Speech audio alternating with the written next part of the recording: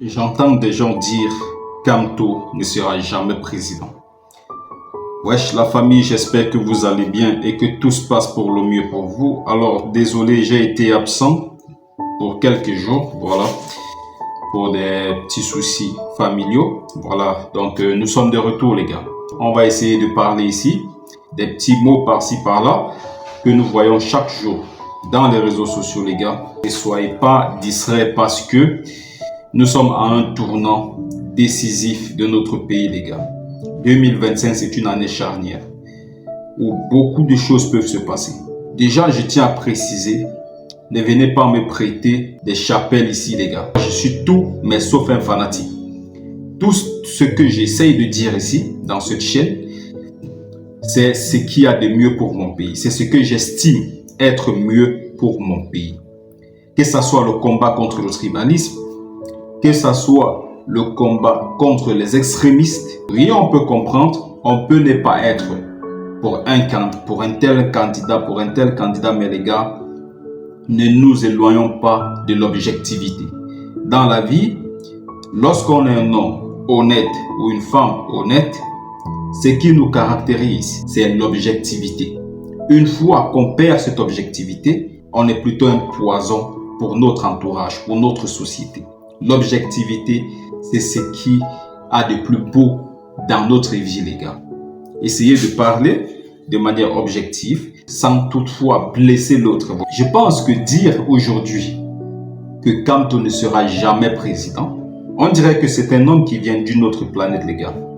Et pourquoi Kamto ne sera jamais président? C'est la question donc moi je vais poser à ceux qui passent le temps à dire dans les réseaux sociaux, à écrire en commentaire, Kamto ne sera jamais président. Je pense que si l'on est honnête avec nous-mêmes, pour ceux qui suivent les interviews de Maurice Kamto, pour ceux qui écoutent son programme politique, si l'on veut être honnête avec nous-mêmes, on peut beau ne pas l'aimer, mais il faut avouer quelque chose que c'est un monsieur qui propose quelque chose de cohérent, qui propose quelque chose de bien pour notre pays, les gars.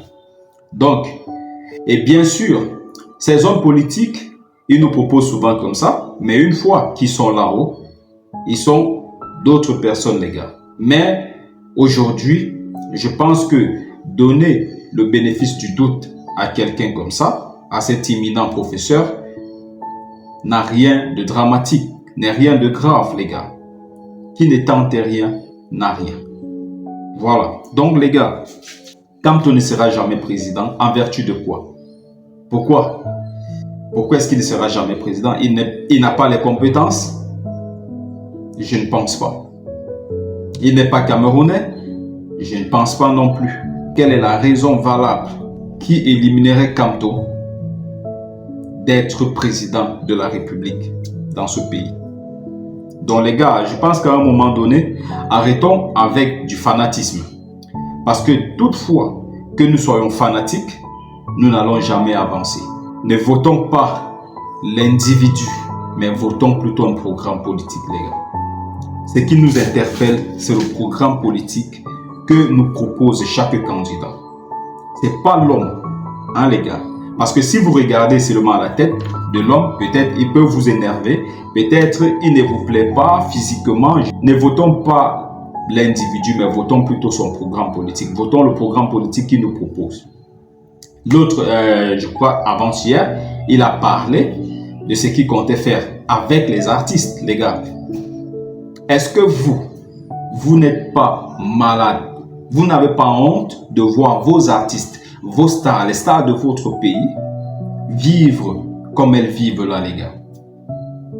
Lorsque vous faites le comparatif avec les stars d'autres pays africains, c'est le jour et la nuit, les gars. Allez au Nigeria et vous voyez comment les artistes y vivent. Même seulement ici en Côte d'Ivoire, la Côte d'Ivoire qui vraiment, moi, c'est un pays particulièrement que, voilà, je ne sais pas ce qu'il y a de spécial là-bas, mais une chose est sûre, leurs artistes sont mieux traités que nos artistes, les gars.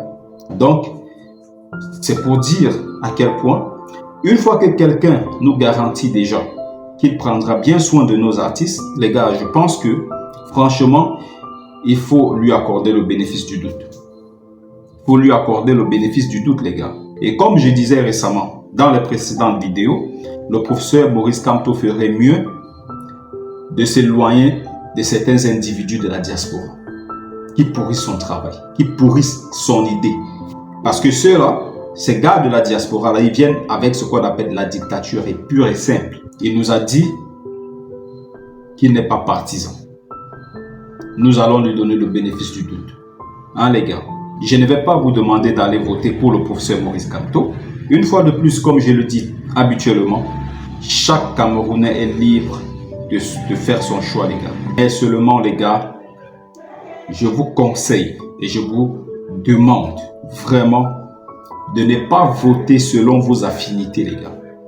N'allons pas voter selon nos affinités, selon nos tribus, parce que là, il ne s'agit pas d'une affaire de tribu ici, les gars. Il s'agit là d'une affaire du Cameroun.